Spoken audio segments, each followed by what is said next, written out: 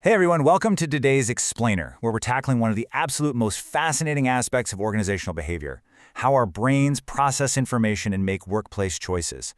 I mean, have you ever wondered why two incredibly smart people can look at the exact same data and come to completely different conclusions? Okay, let's dive into this, because understanding the psychology behind our choices is literally the key to becoming a better leader, a better teammate, and just a sharper thinker overall. So we're going on the journey of a choice today. Here's the roadmap. 1. Perception versus reality. 2. Judging others. 3. Perceptual biases. 4. Making decisions. And finally, 5. Ethical choices. Let's get right into it. Part 1. Perception versus reality. Because, in organizations, decisions aren't always based on cold, hard facts. Seriously, think about this for a second. Do we actually respond to reality or just our perception of it? The truth is, what people believe to be true often becomes way more influential than the objective truth itself. We are constantly reacting to our own personalized version of the world. To really get why this happens, we have to define perception. It's basically the process where we select, organize, and interpret sensory info to give meaning to our environment. But it is definitely not a perfectly clear lens. Actually, scratch that. It's more like a highly customized filter. This process is intensely shaped by your past experiences, your personal values, your emotions, and your culture. You and I could be standing in the exact same room, looking at the exact same situation, and zeroing in on entirely different details. Let me give you a classic example. Imagine two employees getting the exact same feedback from a manager. The words spoken are literally identical, but one employee perceives it as constructive guidance for improvement, an awesome chance to grow. The other employee, they interpret it as this harsh personal criticism. The message is exactly the same, but the reactions are completely opposite. Why? Because their perceptions just don't match up. Which brings us to part 2, judging others, specifically looking at attribution theory. Since we all perceive things differently, how do we actually judge each other? Well, we kind of act like detectives, looking for 3 main clues. First up, distinctiveness. Does this person behave uniquely in only one situation? If yes, it's probably an external issue. Second, consensus. Is everyone else behaving similarly in this situation? If the whole team is struggling, the cause is likely external.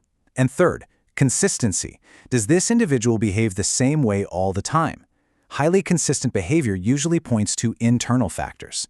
Now, what's really interesting here is that managers who follow these 3 steps make much fairer judgments, rather than just relying on their gut assumptions.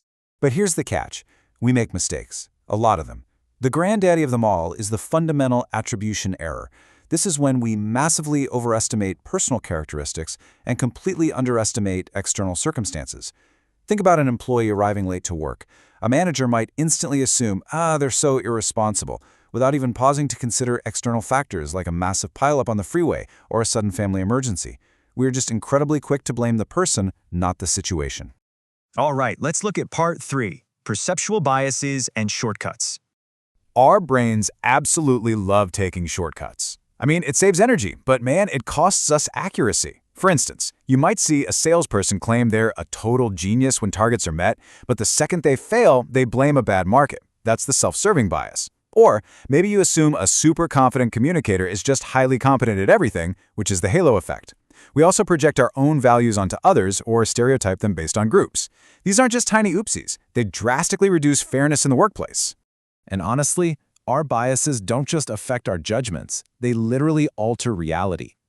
This idea perfectly captures the Pygmalion effect, which you might know as a self-fulfilling prophecy.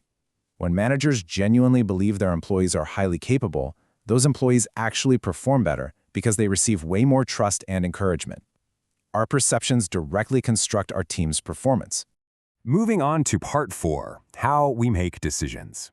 Every decision kicks off when we perceive a gap between our current situation and where we want to be. But there's a huge clash between theory and reality here. The rational decision-making model assumes we have complete information, unlimited time, and can perfectly maximize benefits. Yeah, right. That's a total myth.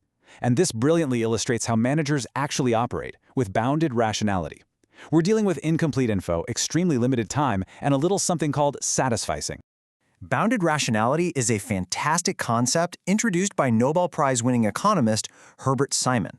It basically means we simplify incredibly complex problems so we can choose solutions that are satisfactory rather than endlessly hunting for the absolute perfect one.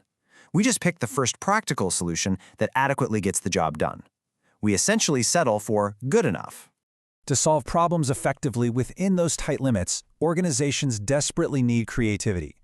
According to the three-component model, true creative performance requires a solid foundation of expertise, sharp creative thinking skills, and deep intrinsic motivation. Leaders absolutely must encourage curiosity across all three of these areas if they want to stay competitive. But hey, even with all that creativity, we still stumble. We get overconfident. We anchor way too heavily on the very first piece of information we hear, or we fall for confirmation bias by only seeking out data that proves we were right all along. And perhaps the most dangerous trap is escalation of commitment. You know, throwing good money after bad just because you've already invested resources into a blatantly failing decision. Finally, Part 5, Making Ethical Choices. Navigating all those biases is incredibly tough, and successful managers have to constantly balance intuition, hard logic, and ethical responsibility.